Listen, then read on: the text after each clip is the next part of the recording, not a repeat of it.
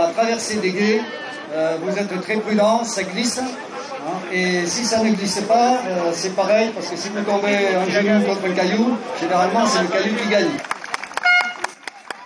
Après le report d'une semaine du raid pour mauvaises conditions météo, le départ a finalement été donné ce samedi matin à 8 h. Une 12e édition au cœur de la vallée de la Papenhaut. 2 circuits au programme, le 8 km Fun et le 21 km Élite. Un parcours à moitié en sentier carrossable et l'autre en sentier naturel. Un tracé rapide jonché de montées raides, il faut gérer au maximum. À ce jeu, il ne faudra pas longtemps au meilleur pour faire la boucle au barrage et redescendre par le parcours naturel.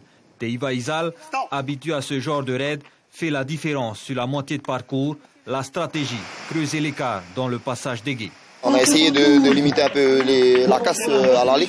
Après bon, je savais éperdument que dans les Gués et puis dans les passages de cailloux, j'étais au-dessus.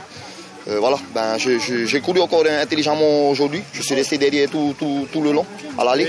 Et puis après, bon, ben, voilà, au retour, ben, petit à petit, j'ai essayé de creuser l'écart.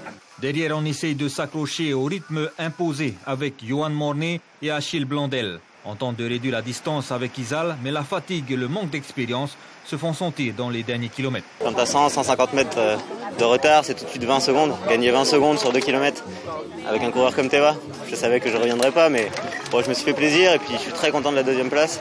Je connais bien Teva, donc on s'est bien tiré la bourre et je suis content. Moi, c'est ce qui me fait plaisir. Moi, je suis un routard et la première partie, elle me convient bien. Et c'est vrai que dès le demi-tour, dès le premier lié, première chute, deuxième chute, troisième lié, troisième chute. Et ça calme. Hein.